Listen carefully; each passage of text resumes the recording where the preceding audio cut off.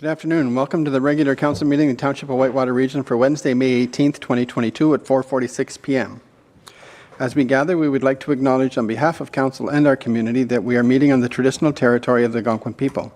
We would like to thank the Algonquin people and express our respect and support for their rich history, and we are extremely grateful for their many and continued displays of friendship. We also thank all the generations of people who have taken care of this land for thousands of years. Please stand for the prayer. Almighty God, we give thanks for the great blessings which have been bestowed on Canada and its citizens, including the gifts of freedom, opportunity, and peace that we enjoy. Guide us in our deliberations as township councillors and strengthen us in our awareness of our duties and responsibilities. Grant us wisdom, knowledge, and understanding to preserve the blessings of this country for the benefit of all and to make good laws and wise decisions. Amen.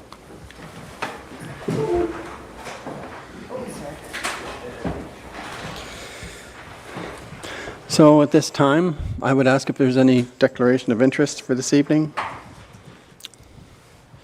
Seeing none, thank you. We'll move on to number 4, public meetings. And we have, I'll read the recommendation first and then we'll go from there. Recommendation that the Council of the Township of Whitewater Region 1, receive the final report of the Westmeath Recreation Task Force and thank the community members for their work and engagement. And 2, direct staff to report back on the recommendations prior to the finalization of the 2023 budget. Motion and seconder, please. Councillor Nicholson, Councillor Mackay. Thank you. So with us this evening to present this report, we have Anne Bromley and Brenda Grady. And also sitting in the gallery is Ono. Ono was part of the committee as well. So Anne, if you could come up to the chair with the microphones, please. Brenda, you can move up too if you're going to help out.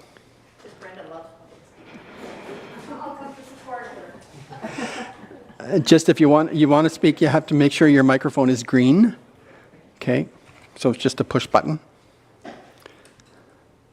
Okay, so if you're green, you're good to go in. Perfect.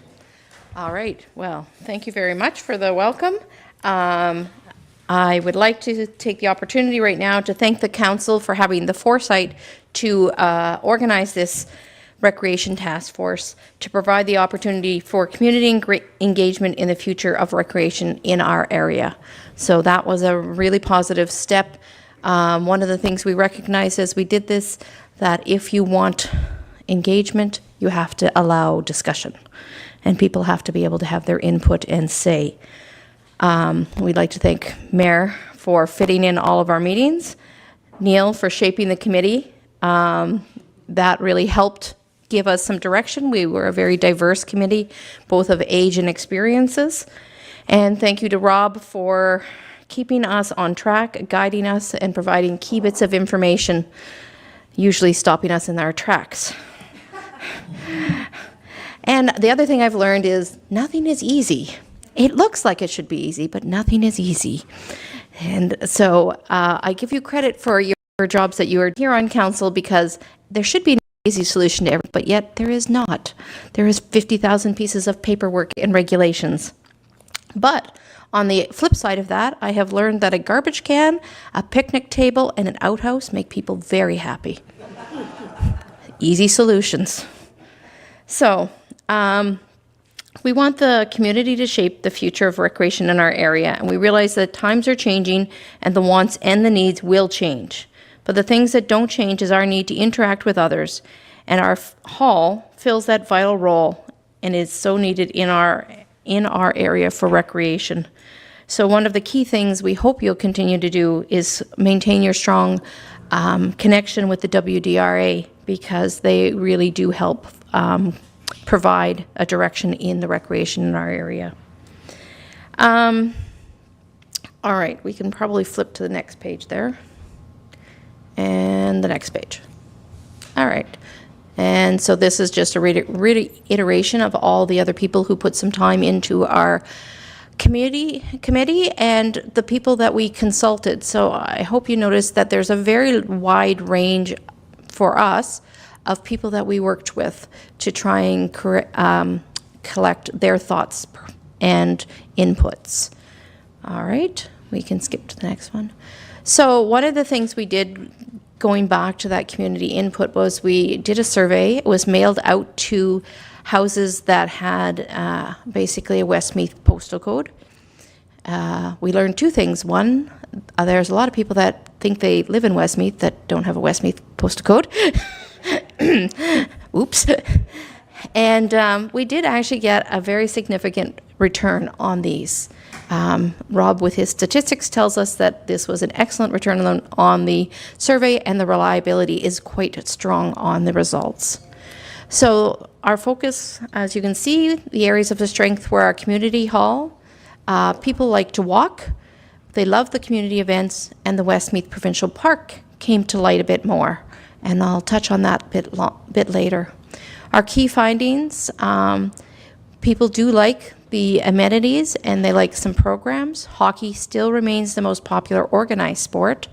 At least 50% of the people came to the arena at least once a week, more so often in hockey season.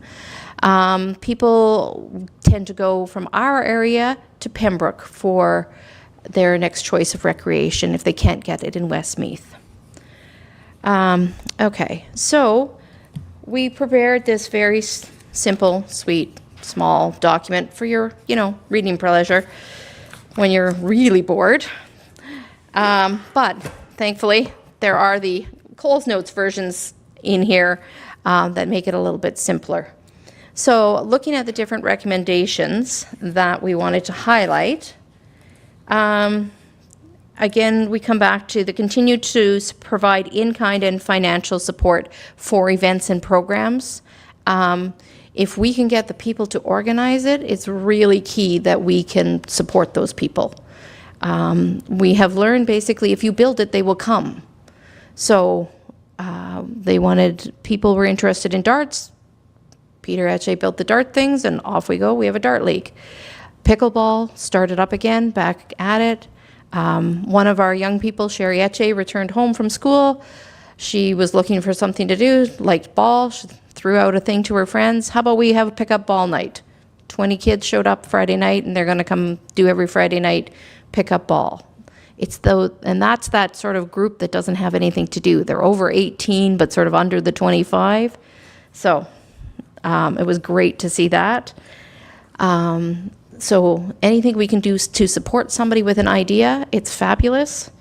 That sort of leads us to the second one. If there ever is money or a grant, the concept of hiring a programmer, somebody to implement the program. So there's a fine line there between providing a program that people want rather than that we think they want. Neil brought in the Killaloe toy bus, and they have been doing a day camp, for lack of a better term, bringing over kids from Our Lady of Grace and that. Hugely attended, and I've spoken to a few of the kids that go, and they really love it. And it was sort of already there. They had the staff, and they were able to work with it through COVID. Adding some sort of recreation or event guide online or a hard copy. We have brochures for a lot of different things, but maybe sort of telling people where all the ball diamonds are, where the horseshoe pits are, where the boat launches are, some sort of drop-down menu, kind of like we have for our garbage and things like that, but something like that. And we thought about a calendar being added to the website that people could feed in things that they have planning, so we don't end up with everybody planning on the same day. I know it's actually Scott set it up for us on 4-H, and we can put in our 4-H meetings so that we don't conflict with somebody else's. So if we're planning to have our Canada Day celebrations at whatever time, well then when Cobden and Foresters Falls and Beachbrook are planning theirs, they may look at it and decide, oh, we're going to do something slightly different, we're going to do a different time, whatever. It gives a central spot that not only the people planning the events, but the people attending the events can look at. And the calendar wasn't that tricky for Scott to put together.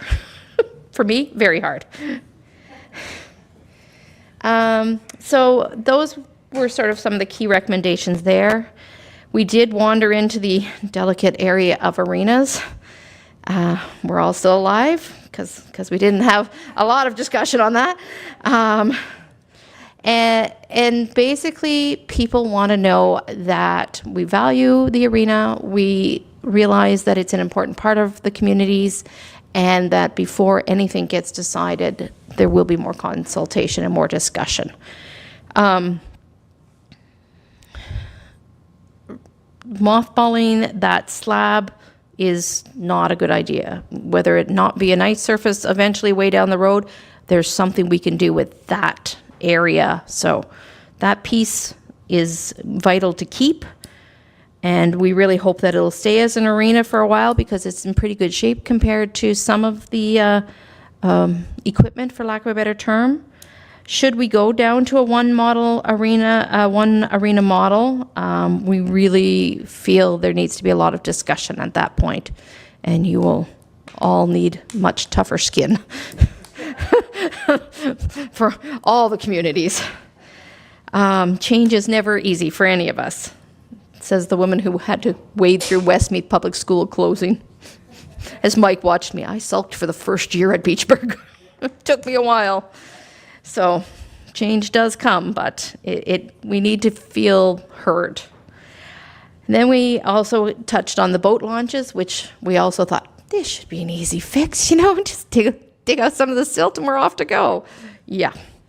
So thank you for taking that bigger challenge on. I know Jordan was in contact with the fisheries department, and we're looking at more of a bigger picture type thing, and that's a really valuable asset in Westmeath and apparently for a lot of people. So it's something that is maybe going to take some effort, time, and the infamous money, but I think people really value that. It's funny what the different touch points are for people of their sacred cows. The boat launches would be right up there with the arenas. But that's where the garbage cans, the picnic tables, and the outhouses make them very happy for right now. So those are the keys. There are a lot more things that we've looked at, sort of things that we thought of, things that we explored a little bit more. All these recommendations are key points that we feel will help provide direction and focus. And we ask that you use this information to help you with the decision-making process. It's the first step in the consultation process that will provide the foundation for the evolution of recreation in our area. We hope the document serves as a model for other areas to involve both the community and the council working together. Both the flood and COVID has shown us how the community and community engagement is so important, and the hall and the arena are the hub of this for us. Recreation and social interaction are key to any community. If you want support, we do need to have consultation. Out of all of this and a lot of discussion, one of our big success stories was the Westmeath Park. And it's been what, for lack of a better term, a hidden gem. But this discussion has sparked a new committee being formed called Friends of the Westmeath Park. And they're really looking at expanding the use of the park. And they're meeting with different people that are important in that discussion because it's technically a provincial park. But they have lots and lots of plans. They have like 20-ish people plus on the committee. And they're people that get things done on that committee. So I think that's going to be a gem that we see be developed a little bit more, kind of like Borka did with the trails here in Beachburg. And Borka is involved a little bit in it, so there's some overlap there. So we had John Meadows at the meeting, and his passion sparked Cheryl Spotswood's, and then off they went. So hopefully that will be more of a treasure that we can use, because one of the things people really talked about was walking and being able to walk their dogs and things like that. So that is our report in a nutshell. If you have any questions, I can say something. If Thank not, you very much for that insight. I wondered how you were going to do that with seeing how big the report was. So you did quite well to break it down. So any questions from council members? Reeve Gear, please. Thank you, Mayor. Not so much a question as a comment. I just have to say I read through this report, and I read through it, and I was so impressed with the amount of work that went into this. I'm telling you, sitting back here, I did not realize all the people that were involved, all the volunteers, councillors, Mayor, Rob, I didn't realize how much went in to all of you to doing this. So well done, hats off, and I think you're absolutely right, Anne. I think this could be a starting point for anyone wanting to proceed to do anything. This is a great start, for other communities. You did an outstanding job and an excellent job presenting it. thank you. Very well done. So thank you, hats off. And I think we just have to continue to support what you have already started, and I'm hopeful that we can continue to do that. And it's nice to see other partnerships joining in with you, like Borka and anyone else. It's nice to see that continues. And so excellent work and excellent job. So thanks, everyone. Well done. Thank you. Thank you. Councillor Olmsted, please. Do you want me to turn that for you, just in case? I as well want to acknowledge the big commitment that these people and everybody on this task force had to give. I think I attended the first couple of meetings, and I made a commitment years ago that the arena would close over my dead body. And that's not the reason I didn't attend the rest of the meetings.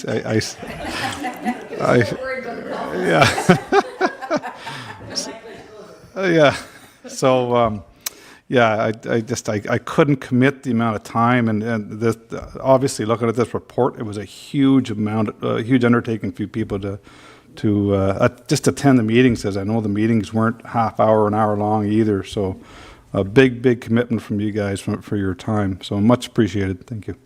Some big topics covered. So, and it was really nice that when we started this, they, Neil, Rob, somebody had come up with an agenda of all the things that we should cover, and then provided the support documents to go with that, and really kept us focused on different things. Because Neil was very careful not to say when we said yes, how big a job this was going to be. We've learned from each other, haven't we, Neil? So it was good. It was very well laid out and very focused each meeting, so that helped. Okay, thank you. Councillor Mackay. I think in Westmeath there seems to be more of a sense of community. In Beachburg, it's a little bit shattered. They're not having kids baseball at Beachburg this year just because nobody's organized it. And all the rec committee are maybe a little younger than me, but their kids are all grown up, so they're losing interest. You know? So you have to get more people, so I'm not telling you to do that, but always have young people coming in that can work their way up, and I think you guys have done that. We've been very lucky that the young people that have moved into the area have come looking for, I think, that sense of community, and some have wanted to be involved. So yeah, we have quite a few actually at our WDRA annual meeting. There was quite a few young families there that have moved into the area who wanted to help out. So, No, keep up the good work. thank you. Thank you. Councillor Nicholson. Yeah, and thank you so much for doing that presentation. It was awesome. And thanks, Anno, Brenda, for being here and support. I know it means a lot to see the community actually join us in this council chambers. And to those people who aren't here that did provide input, there was hours and hours, and not just meetings, but phone calls and discussions afterwards also occurred. I really found the task force a great way for us to engage with the community and to get that diverse opinion and have a discussion that could be taken back, and then the next week the next month we'd rehash some stuff just because feedback was being gathered, and I found it really good. So thank you. I mean, I'm familiar with the report. I don't have any questions on the report. I do have one for you and Anno and Brenda, if you want to chip into. Based on what you participated in over the last 12 months, were there any things that you would have changed with how we conducted that task force? You mentioned the material was prepared, it was provided, you had lots of guided discussion. Was there anything that you would recommend council or staff do differently if we were to repeat this again in the upcoming year in another form? I don't think so. I think. Oh, you have to come to a microphone. So the folks at home can hear you. Folks at home? Yeah, we're live on the air. Bloody hell. All across Canada and the world. Am I okay? Yeah, you're okay. Now they tell me. As long as your mic is green. Thank you very much, Ms. Mayor. I don't think we have things that we could add to it. I'm sure there are, but off the top of my head. But what I really think was important here is that not only was this a community process, and I think it's fair to call it a process, but this is a process that was participated in by municipal elected officials, Neil, and in the beginning, Chris, but also staff. And staff were key, Rob and Jordan at the time, were key in this. So this is it's a joint consultative. You say it's consultative, and that always puts the emphasis on the community members. And I think there was a lot of work being done there on broad shoulders. But I also think that it's important that we understand that this is a collaborative effort. And that's where we go back to where Brenda said, we serve as a model for other communities to perhaps do the same thing. And to not be afraid to come to the community and say, we need your input. And for the community to go back to the staff and to the elected officials and say, we need your cooperation to give our input, because that's how the process works. So thank you for that. Just too shy, she's not going to speak. Okay, so if there's no other questions, no? Thank you very much for coming this evening, and thank you very much for your in-detail report. And this will not sit on a shelf, this won't be far. Okay, thank you very much.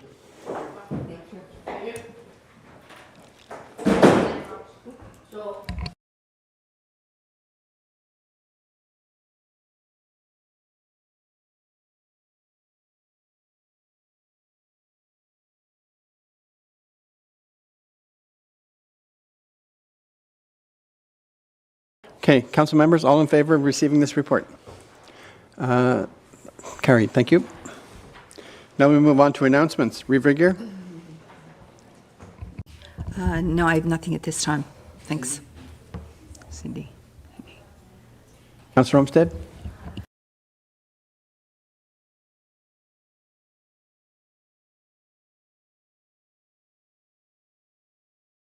I have nothing at this time. Sorry, Thank I you. thought you were going to speak.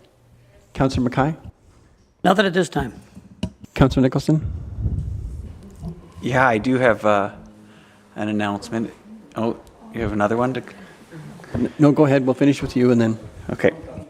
So this is a little bit long, but I spoke with the mayor and the CAO before, so I'm going to take this announcement agenda item as an opportunity to talk about it. Last week, we had a very large fire occur in the township boundaries, a wildland fire, more down along the river off Grant Settlement Road, kind of. And I was hoping to just talk a little bit about that in terms of an announcement. As the lead for emergency services, we want to make sure that we recognize the significance of what was achieved in the past week by our fire department. I'm not suggesting that things haven't been done well in the past, only that the successes that they achieved this past week are a great indicator of how well the department is doing right now in terms of its leadership, the number of responders that were fielded, the ability to work together as a unit in very complex terrain, fighting a type of fire that they don't often get to engage, and all doing this over an extended period of time.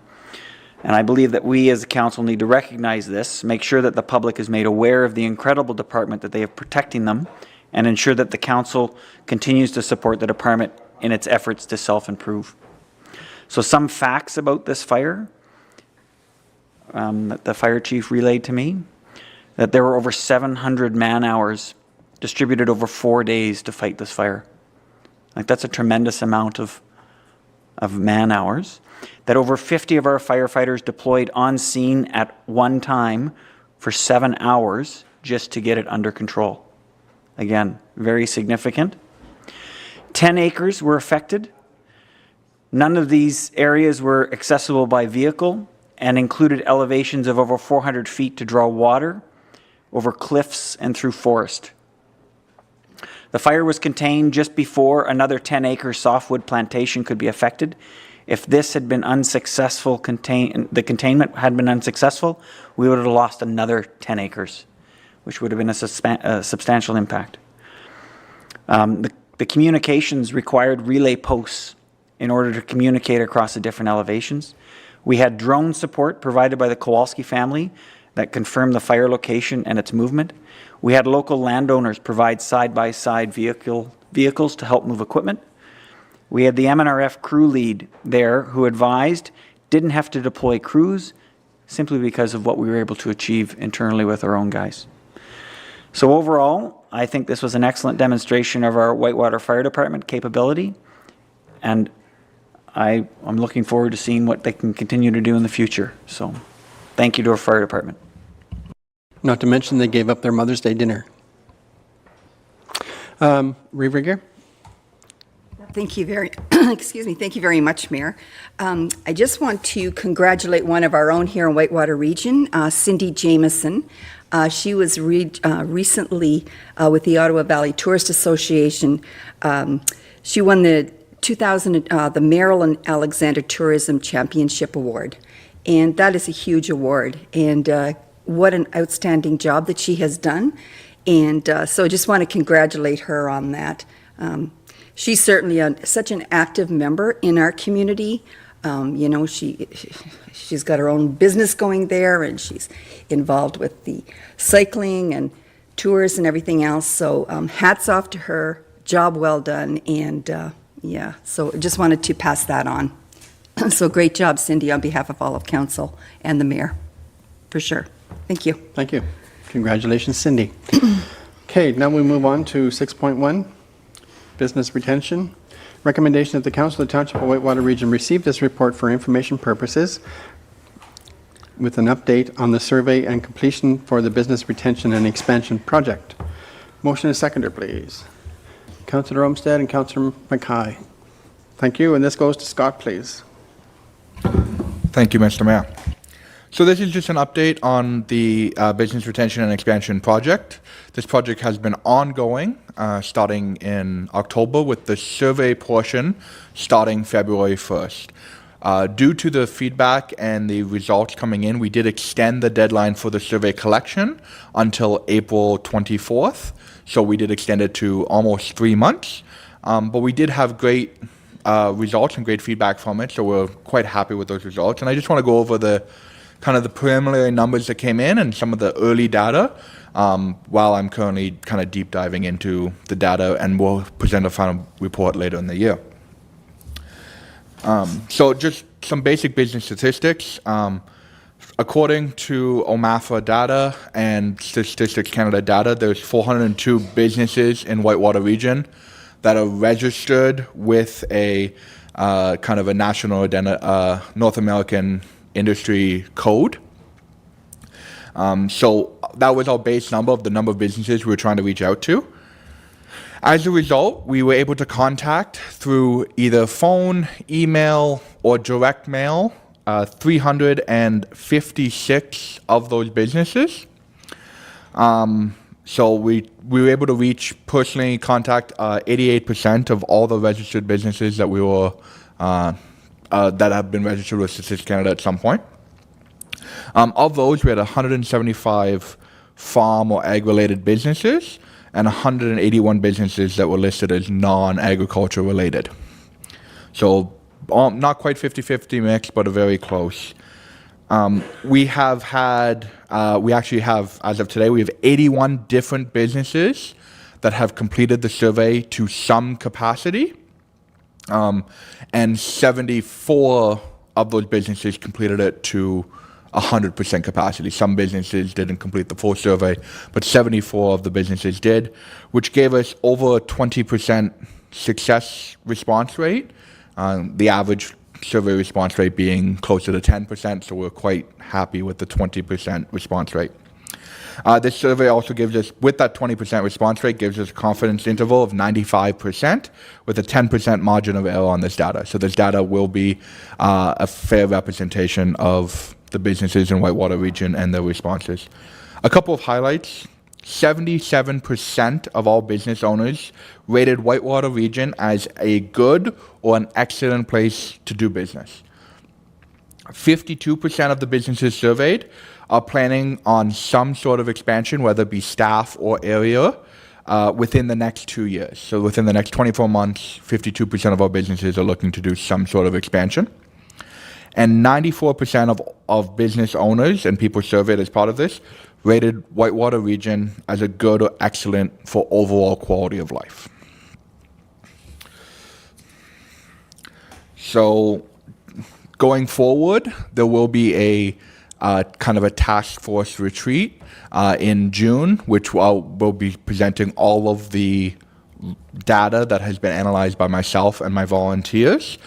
On that note, I would like to make mention and thank the 2 volunteers that I've had with the survey collection. Jim Butterworth and Tatia Wallace have been very instrumental in helping with survey collection, contacting businesses, and now currently with the data analytics part of the project. We also have a leadership team that I'd like to mention once again. Dave McGonigal, Bev Buchanan, Cindy Jameson, Jeff Black, Chris Thompson, and Bill McGill have been representing as a leadership team here and helping to guide the project as volunteers.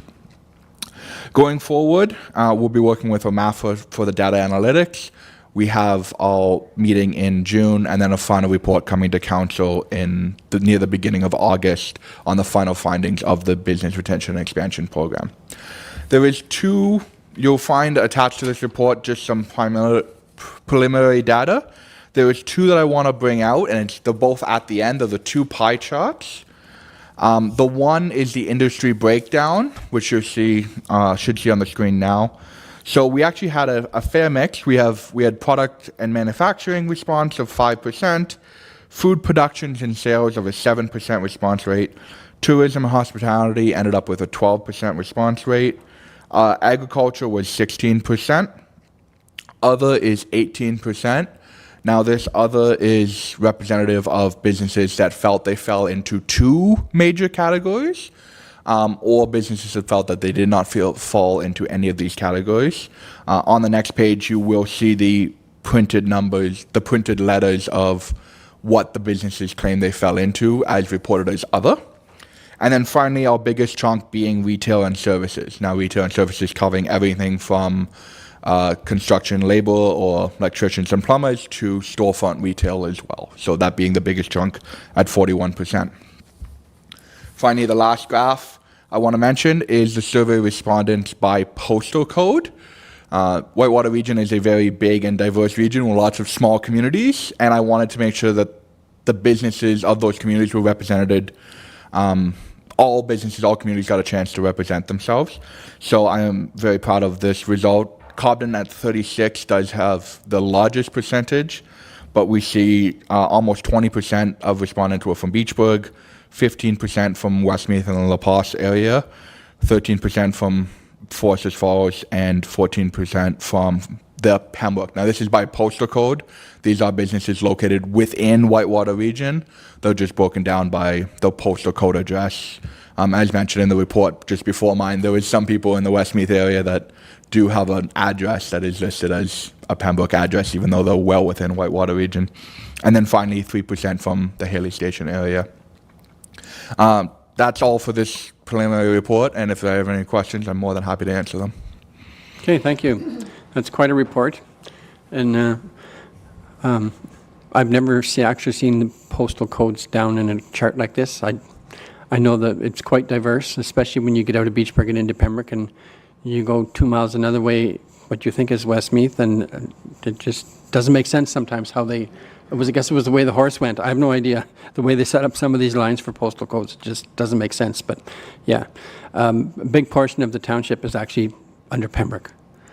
So I'd never seen it on a chart before. Any questions? Councillor Nicholson? Yeah, thanks, Scott. I'm glad that we are progressing well on this, and I'm really curious about what the final results will turn out to be. My curiosity is just one clarifying question, and then two other asks. Is when you talk about the 400, I can't lie, there it is, 402 businesses identified.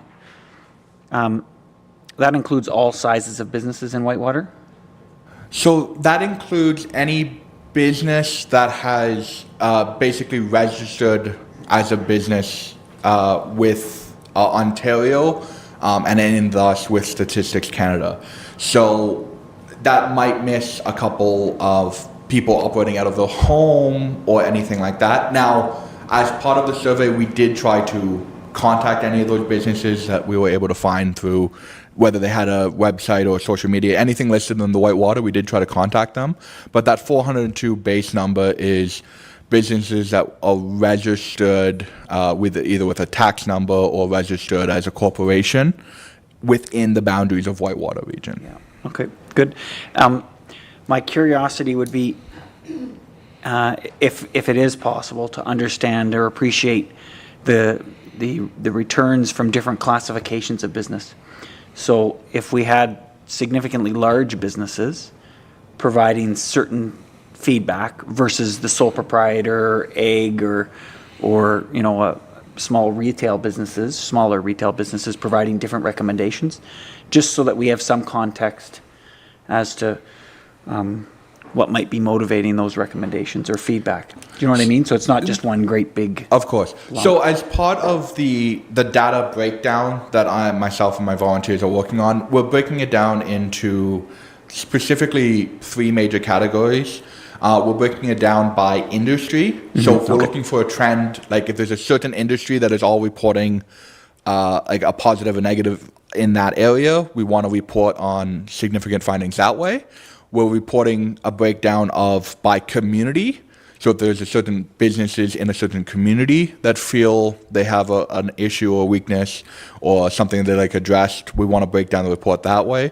And then we're breaking it down as a whole report overall for Whitewater region. I can absolutely make an attempt to break it down by size of business. However, the only concern is as part of this survey, all the data was pulled to make it non-identifiable because we don't want to identify any businesses' individual results. So due to the nature of Whitewater region, we'd have to make sure that there was enough large businesses or smaller businesses to make sure that none of the data was distinguishable. And I can absolutely look into presenting that. We do have a couple questions that would break down that way, but I'd have to look at that to make sure there was enough to make it statistically. I think, and I'm looking to one of the business owners in the community, I think what you're explaining to me would provide that kind of insight. And it'll be interesting to see what comes out of it, but as long as you're considering it. Yeah, and we're not, when we present our final report, we are looking for things that are statistically, that stand out. Like if all of one community answers no while another community is answering yes, that is something we are pulling from the data because we want to report on that. Why is one community saying one thing while another is saying another thing? If all the communities or all the areas, all the types of businesses are all kind of reporting the same way, then we don't want to, we're not going to present that as much because if everyone says, yes, this is great, that doesn't give us any helpful feedback. We're looking for differences in both industry and community. Plus, overall, if there's a kind of a red flag of an overall issue, then we want to identify those and bring them to the attention of council and to create action plans that can help solve those issues so that Whitewater can continue to advance economically and help businesses grow and succeed. No, and that's perfect. The last comment is just I don't understand the organizations that well, but there is a county economic development organization as well as a regional one. Is that right? I'm looking at Rob. He knows what I'm talking about. And Scott can speak to this. There are a number of different organizations, chambers of commerce. Some of them are Ottawa Valley. Some businesses identify with Renfrew. There's a regional tourism organization. There's the Ottawa Valley Tourist Association. There's, I know Scott, because he's a good farm boy, got some great outreach to 50% of our businesses.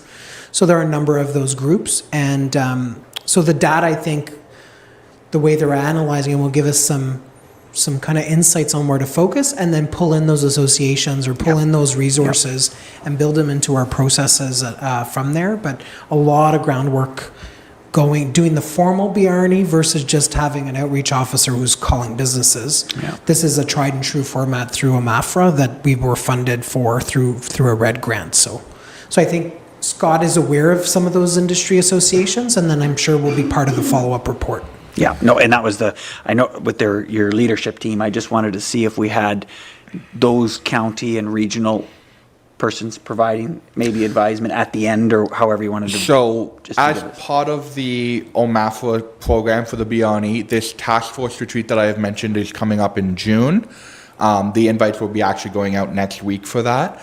Part of the recommendation is bringing in those organizations. Perfect. So I have already contacted Renfrew County Economic Development, as well as OMAFRA is coming up as well. We're also talking to, we're inviting the immigration, Eastern Ontario Immigration to send a representative to speak, as well as local members of our community, and we sit together with these action points and say, what solutions can we come up with our different partnerships? And are any of these organizations able to assist us in solving some of the issues businesses have presented? So that is where they come into this process. I think I can remember the regional director is a Whitewater resident. We met her at some conference, but yeah, I think so. But for the regional organization. Anyway, Scott, thank you so much. Wonderful work. Thank you. Thank you. Anything else? Councillor Olmsted. Yeah, I had the opportunity to sit with Scott and go through the survey. Scott did a fantastic job. There's enough information in the survey. It's quite extensive that I think there's a lot of information there that will be helpful to council and to formulate some opinions. It's a good chance for people to reflect on their businesses, because as business owners, how often do you get to sit back and do that? You don't. So I think Scott and I sat for a couple of hours maybe and had a chance to do that. I must say though that it's never a council or a government's job to create jobs. It's not their role. If governments are creating jobs, they're going to be taxpayer jobs, and it's a vicious cycle. But it's government's job to create favorable conditions to attract businesses and to support the current businesses that are there. And I think the survey, there's a lot of information in there. I can only imagine some of the responses that Scott was receiving, and there's some really, really good business people that their names are in there that I know have responded. So I'm interested to see what the next step is, or what the next phase is to come out of this. Again, I think there's a lot of good information there for council to support making favorable conditions to support or attract new businesses. But it's not really our job to create jobs, in a nutshell. Thank you. Thank you. Councillor Mackay. I'm on this committee with Scott, and I was so surprised how many people actually responded to the surveys. And everybody, I think, was sitting there, wow, you really got a real big return. We were pleasantly surprised. Good work. Thank you. Why is the biggest guy in council in the smallest office? I want to ask that for you. I've been moved offices, so Okay, we're thank good now. God. Thank God. Okay, thank you. I also, if I can say one more Yes, thing, please, Mr. go Mayor. ahead. To answer Chris's point too, some of this data has actually already been used for different grant applications, because certain grant applications are now looking for like data saying statistical, whether it be the survey from the Westmeath task force or this survey, they're looking for those hard numbers that have been asked for people's opinion in applying for funding. And the whole report, the whole raw data will be available to the council and the township, that they can continue to use it for many years in applying for different grants and funding opportunities as needed. So, Thank you for that. The more information you can put on a grant application, the better off you are. Government loves paperwork. So on that note, if I may, to kind of sum it up, the current conditions right now in Whitewater region for proximity and everything else. All we can do is get in the way and slow things down. So really, it's our job just to get the hell out of the way and let things happen, because as we all know, we're booming. And we just need to get out of the way in whatever best way we can, in a nutshell. Good idea, which is we try to do every day, don't we? Okay, all in favor of accepting the report? Carried, thank you. Thank you very much for your report. It was quite in-depth, and look forward to seeing your next one. It was a little bit shorter than the earlier one, but my final one might be about that length. So. Oh, well. Anxiously waiting that. Thank you. So now we'll move on to 6.2, deemed bylaw. Recommendation that the Council of the Township of Whitewater Region approve the enactment of a deeming bylaw for the property known as Lot 1 and 2, Plan 450, Westmeath, in the Township of Whitewater Region. Motion and a seconder, please. Councillor Mackay and Councillor Olmsted, thank you. And this goes to Carmen, please.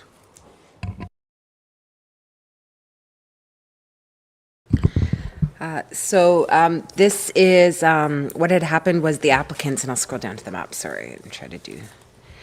The applicant submitted a building permit for the property on Lot 1 and 2, thinking it was one lot. It turned out that it is actually two lots, as it's a plan of subdivision. So we took it to the solicitor to ask how they can proceed with merging the lots together so that they could get their building permit. The solicitor brought us back three options. One was to enter into an agreement with the owners, despite the provisions of Section 50(3) and 50(12) of the Planning Act, for the intention of the parties that the lot be used and developed as a single parcel of land, and that the owners shall not transfer the land, transfer title to the lands except in accordance with the terms of the agreement. So more or less saying an agreement saying that they're going to use the land as one parcel and never separate it. Option 2 is a deeming bylaw, which would be passed by council to cause the lots to merge on title. And the third one would be for them to sever a small strip of land in the front of on the road allowance, just to break up the original severance. These options were circulated to the applicants, and they determined that they liked option 2, the deeming bylaw. So later in the meeting, we have a bylaw to be passed if council so wishes to do so. So if you have any questions, just let me know. Any questions? I had one question, and I called Carmen about it, and it's because I didn't know where Cedar Street was. Turns out it's Sinkhole. So that's down Rapid Road. At some point when these diagrams were done back in the 1800s, there was a Cedar Street. And then after, I guess that got forgotten, and they enacted down the road a piece, Cedar Grove. And then this one became Sinkhole for some reason. This goes back into the 60s and the 70s, and nobody really seems to know why. Councillor Mackay. Isn't it when, say you buy a piece of property and you own the next property, doesn't that just amalgamate instantly, sort of? Yeah, you can answer that. There's two reasons why it may not merge. It could have been in separate ownership, like the names, but in a plan of subdivision, they won't merge. Okay, all right, thank you. Okay, thank you. Anything else? Seeing none, all in favor? Carried, thank you. Now we'll move on to 6.3, marriage license fees. Recommendation that the Council of the Township of Whitewater Region approve a fee of $125 for residents and $150 for non-residents for marriage license applications, subject to the public consultation and the passage of the necessary bylaw. Motion and a seconder, please. Councillor Olmsted and Marie Briggier, thank you. And this goes to Carmen, please.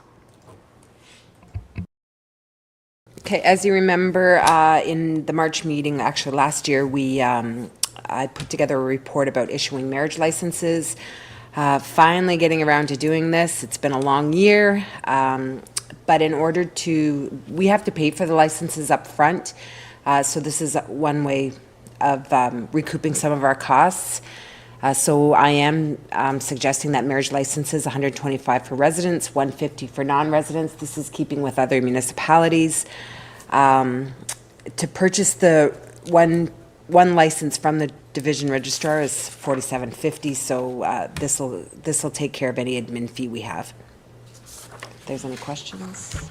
Any questions? Councillor Nicholson. Sorry, is that HS2 and HST included or exclude, or on top of that? HST would go on top of that. On top of Thank that. you. Good. Just to make sure it's clear. Thank you. Thank you. Seeing no other questions, all in favor? Carried, thank you. Now we move on to library appointment.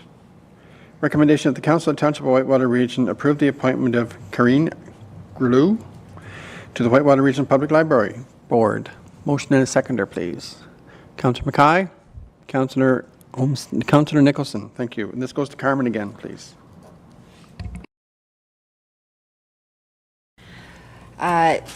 So we had somebody step down from the Public Library Board, and I put in a request on social media to see if anybody was interested. Mrs. Groulx, I'm sorry, I can't even try to say that. I'm so sorry. What is it? Groulx. She offered her services. She is a resident of Whitewater, and she loves reading and her community, and she's looking forward to becoming a member. I did circulate this to the board, and they had no problems. They're very excited to have her on board. So if there's any questions. Any questions? Seeing none, all in favor? Carried, thank you. Now we move on to 6.5. Recommendation that the Council of the Township of Whitewater Region approve the 2022 tax rates as presented. Motion and a seconder, please. Councillor Mackay and Councillor Olmsted. And this goes to Sean, please. Yes, thank you, Mr. Mayor. Well, it's that time of year again. We have the tax rates in front of us, so just a really quick synopsis. The one thing that somebody might ask or people might be top of mind is assessment changes. Still due to the COVID-19 pandemic, assessment values have been frozen at the 2016 values, and that will continue in 2022. And I believe that will also continue in 2023, at least what we know now. MPAC doesn't really have an update beyond that. In terms of our breakdown on how we the property classes and how much they make up in our municipality. Residential property class is responsible for about 83% of the levy that we tax out, so a substantial amount. And then followed by that is 6% of commercial, and then 5% of farm, and then the rest is split between the other classes. So as you'll note that, and pretty typical, I think, of most municipalities, at least in our area, that the burden is heavily on the residential property tax class. So from 2021 to the 2022 returned roll, the township had 1.78% growth. This is the highest growth we've had since 2014. Well, I guess since 2014. 2014 it was 1.94, and since then it's been below the 1.78. I'll just note that that doesn't mean extra revenue beyond. It means that it splits up the pie. So like the big thing is a lot of people think the more houses we have, the more assessment we have, the more revenue we get. That's not really the case. It means the more assessment that we have to distribute the revenue we need to collect. And then just getting into the actual tax rate, so for 2022, for residential properties, per $100,000 assessment, the impact will be an increase of $19.28 or 1.64%. So the average single-family home is assessed in Whitewater at $194,000. This would see an increase of $37.40 of property taxes in 2022. And then if we just go to the graph, I think just to kind of get a sense of how it's split up, between county, school, and education. For every dollar we collect, 54% stays in the municipality, 31 goes to the county of Renfrew, and then 15 is split amongst the school boards. The next steps will be to submit this to the Ontario Property Tax Analysis, OPTA, update our tax rates in our software, and then in August we'll be ready to send out the invoices. With that, I'll turn it back to the Mayor for any questions. Thank you. Questions? Councillor Mackay. On your graph, there's no police. Right, so the reason for that is typically I put the police in with the budget time. Okay. Technically, the police would fall under the township portion here. Okay. All right, thank you. Yeah, I can't remember offhand what it is, but let's just call it, I don't want to call it, I'll have to refer back to my, 1/6 is a good estimation, but that wouldn't be 100% precise, but that for illustrative purposes, we'll go with 1/6. Thank you. Any other questions? Councillor Nicholson? Councillor Mackay read my mind. That was exactly what I was, and I would, my personal perspective is that I think we include it as a separate fourth entity in there, because we have no control over what's being charged us. It's almost like a levy, just like the county, just like the education. Yeah, it flows through us, but that's all it does. So I would encourage that we consider that a fourth section to really represent how much money we work with based on how much we collect. Second question, and Sean, it's relative. I noticed that you said 5% of farm, and I just want to understand that. Is that 5% of the levy or 5% of the revenue generated? Basically the same thing. Okay. It's like the weighted average is so to get all the assessment like apples to apples, farm makes up 5%. Yeah. Because it's a quarter percentage point on our residential, and then what happens is commercial and industrial that are 1.8 and 2.7 and so on, they've got to come down into the the residential class. So it really lowers the amount of weighted average assessment for farm. Yeah, basically, I guess discounted is a great way to put it. If I remember the stats correctly for Whitewater region, we are the largest producer of egg product off of ground in Renfrew County. And I find it incredible that's only 5% of our taxable revenue, or tax revenue. That's an incredible, I don't know, the numbers, I can't believe that we're getting that kind of return on 5% revenue. It's And I think just to reiterate what the treasurer was saying, farm is heavily reduced. So they're an important part of our township, but that means that they're heavily reduced from a tax burden perspective because of the benefits they bring to the province. Yeah.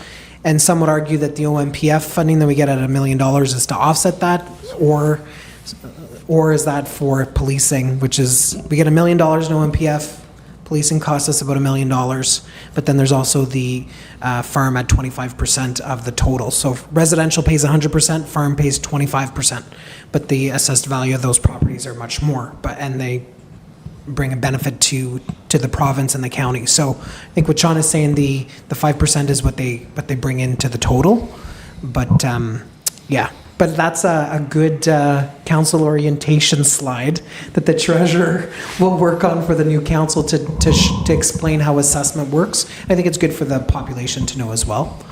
They're an important part of the township, but they're discounted. Well, and also just that 5% on farm, it just shows how much support we do provide to our ag community, right? I think it's a breaking point. That's a hidden gem. Yeah. The average person wouldn't have any idea about that. So, good. Thank you, Sean. I appreciate Treasurer it. had something to say? Yeah, I was just going to say, so if you looked at a tax bill and you saw the farm assessment and you just took that at face value, that makes up about 20% of our total assessment. But when you weight it to how much it actually is responsible for, when you bring in commercial and bring that down to 1 and I guess bring the farm up to 1, it only makes up 5%.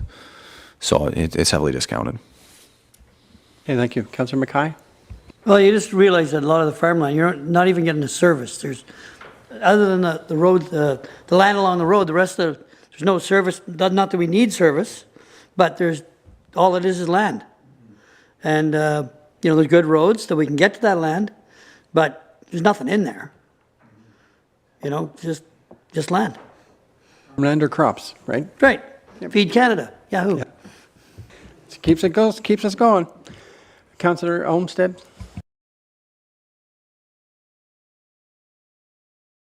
You're first, please. No, that's okay.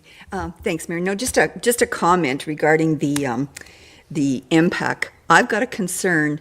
We will be 7 years by the time they do anything with these taxes. I'm just concerned, are we going to be in the same boat we were in many years ago with our water rates when they weren't increased and all of a sudden, bang, we were hit? And I've got a concern that 7 years is going to come back and bite us.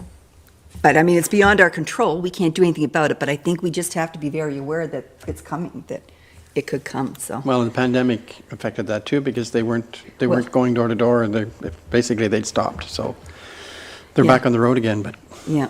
who knows Anyway, how long it's just- going to take them to get caught Just a up. concern, just putting it out there. Sean, you can speak to that?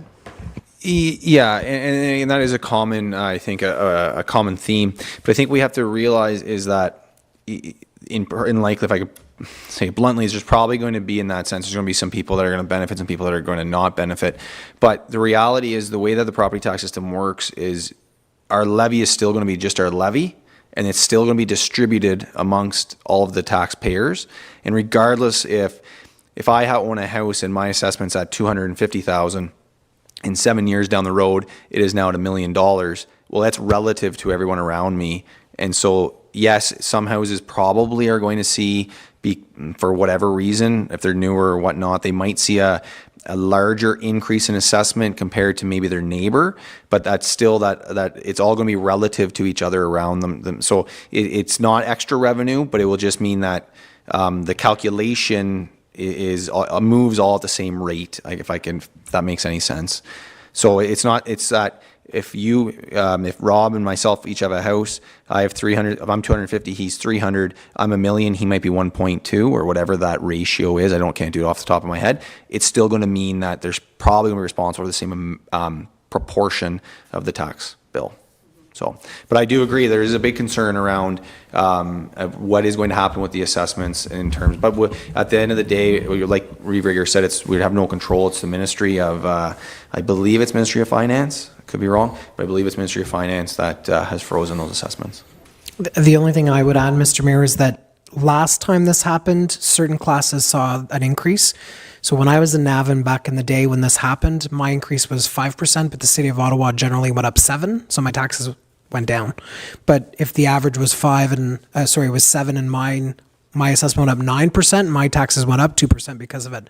So it'll be interesting to see with the real estate on village properties, commercial properties, farms, waterfront, if you look at the real estate market and how it's changed and how that will have a bearing. But to Sean's point, it's how the pie gets redistributed. But yeah, it's important to have accurate data so that the load is shared as it should be. So that'll be a fun process for during the next council, and then likely a phase-in. So I think we're dealing with, is it 2014 or? 2016. We're at 2016 and it's 2022. So you can just imagine how fun that's going to be. Councillor Olmsted. Exact same concern. I've been hearing a lot in my business from people that, they bought their house 2 years ago at 300,000, and right now it's worth 600,000. And some people are actually looking to escape now.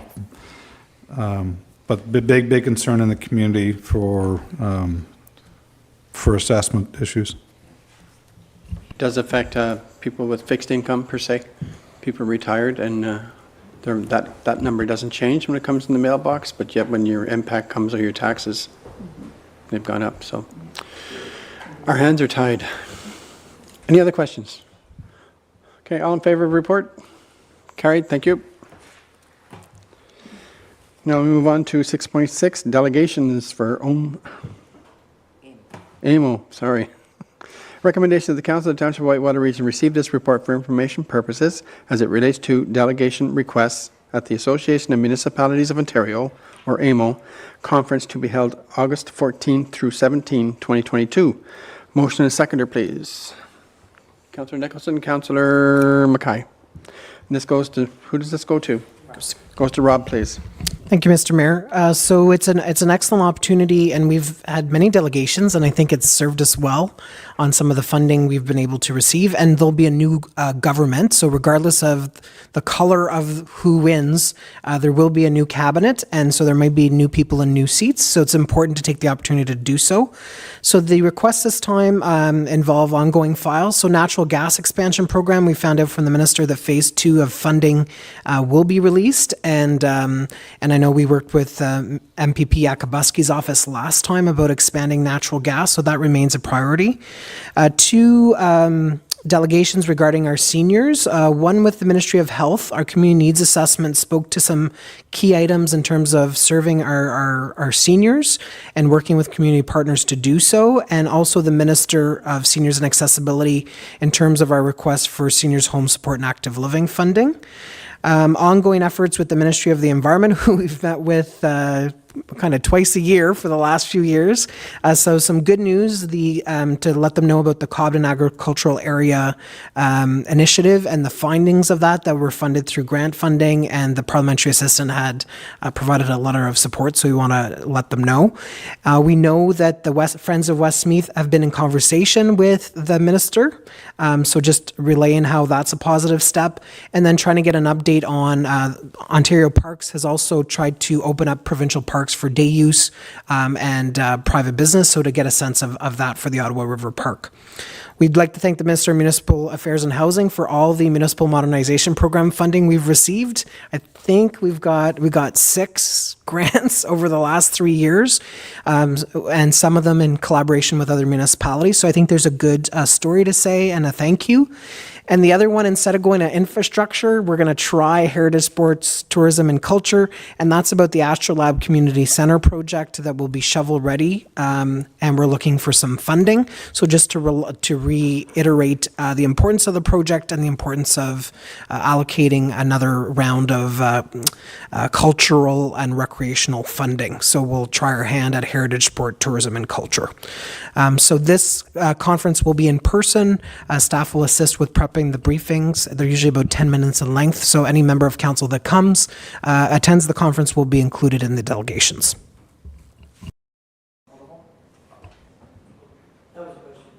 Okay, thank you.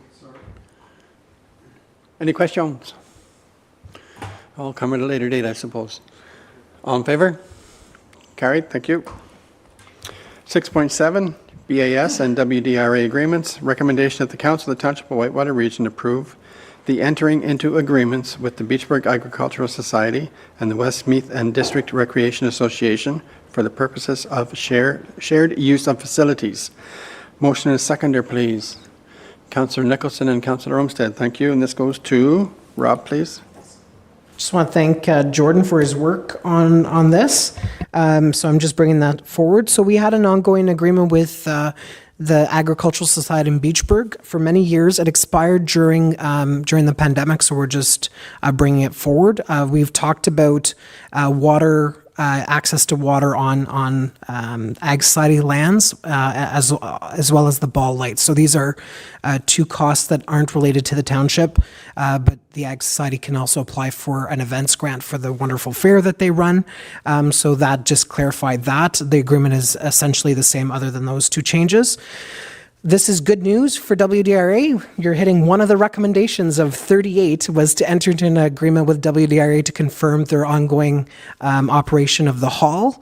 And it also speaks and acknowledges the ice time and the facility use time that both the Riverview seniors have access to as well as the school, and that's included in the agreement. So we have been working collaboratively with the WDRA for many years, but this at least enshrines it in an agreement.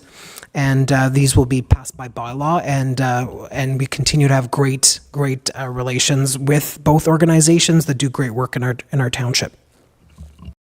Thank you. Any questions? Seeing none, all in favor? Carried, thank you. Now we move on to 6.8, site plan control approval. Recommendation that the Council of the Township of Whitewater Region approve an amendment to the site plan agreement with McKee Enterprises Limited in order to permit Phase 2 of the redevelopment of the property located at 9 Pembroke Street or Highway 17 in Cobden. Motion and a seconder, please. Reeve Regier and Councillor Mackay. Thank you. And this goes to Sean or Rob? Rob? I'll take it, Mr. Mayor. And thank you to Lane, who's under the weather, but who did all the work with this, and Ivan, who led this file previously. So this is another great news story. 17 West is ready to do the second phase of the redevelopment of their site, and the second phase will add significantly to parking on site. My count is about 18 parking spots and angled parking, as well as access off of Dixon.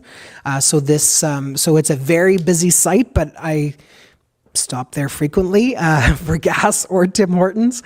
And even the delivery trucks I find from Tim Hortons, if you've been to any Tim Hortons across Eastern Ontario, the deliveries at the back actually work very, very well. So this will add additional parking capacity to the site. I know they're ready to go, and so we didn't want to delay them. And the whole site was subject to MTO permit approval. So this is just to amend the agreement to deal with phase 2. And I know in terms of the additional pumps that might come later, my understanding is that has not occurred. It's really to get going on the corner parking lot. So if any questions, I could do my best to respond. Questions? Councillor Mackay. This is not a question, but my wife and I were getting coffee the other night, and she said, this is the most room we had at Tim Hortons ever. Like when you go around the back, there's lots of room. It's amazing. It's good, very efficient. Great, thanks. Anything else? Seeing none? All in favor? Carried, thank you. Now we move on to number 7, notice of motion. 7.1, Livestock Culvert, 450 Rapid Road. Therefore, be it resolved, the Township of Whitewater Region report back at a June 22nd, 2022 meeting on the culvert's condition and any information pertaining to its history, potential agreements with respect to its maintenance, and the next steps. Motion and seconder, please. Councillor Mackay and Councillor Olmsted. Thank you. This goes to Rob again. This came from Councillor Nicholson. Oh, sorry, it's a notice of motion from... Yeah, so I don't know if Councillor Nicholson should be the mover and Councillor Mackay the Sorry, seconder. we need a seconder for that. We have Councillor Nicholson is the mover, so we need a seconder. Councillor Olmsted? Okay. We have our seconder. So now we go to Councillor Nicholson. Thanks, Mayor. This is just a cleanup, and what I'm really doing is asking council to recognize the staff effort to go into this research. Essentially, there's a culvert that supposedly existed in some form or shape to allow the farmer on one side of the road to access his field on the other. As the road developed, so did the culvert. We're at a point now where the culvert is eroded. It's no longer functioning correctly. And we are assisting annually in providing gravel, but that gravel's washing out every year. So it needs a longer term fix. And I just wanted to seek your support to ask staff to do the research, come up with the best way to approach it, to replace it in terms of the cost share, or that kind of perspective, and go from there. Thank you, Mayor. It will be interesting to see what any kind of information we have on it, because that culvert was installed, I think you said that last time, as the road was raised, then the culvert was needed. So, and the road was raised, I don't know, 8 feet? It's quite a height there. So, and I expect that was because of flooding, previous flooding. So, but it's been in there since, I would think, the 70s, but that's just a guess on my part. Any questions? Reeve Gear. Just how big is that, his culvert, how big is it? Not big enough we could throw it to the county? I don't know. This is what we have What to look size up, is it? right? It is not. That was our first check. So it's Oh, less than 3 meters, and that's county's takeover. So It was worth a try. Thanks. good try. Yeah, it's big enough for the cows and I don't know, can you put a tractor through it? I have no idea. No? Maybe we should put a 3-meter culvert there. We'll look at all options as part of the staff. Yeah. Any other questions? Seeing none, all in favor? Carried, thank you. Any other notices of motion? Seeing none, we'll move on. Oh, Councillor Nicholson has another report or something? Yes, notice of motion to extend the Whitewater Seniors Home Support and Active Living pilot. And I'll bring that forward at the June 1st meeting. For June 1st. June 1st, yes. Okay. Anything else? Seeing none, we'll move on. Thank you. We will go to 8.1, adoption of minutes. Recommendation of the Council of the Township of Whitewater Region approve the regular minutes of May 4, 2022. Motion and a seconder. Reeve Regier, and Councillor Mackay. All in favor? Carried, thank you. And we have a lot of correspondence at this time.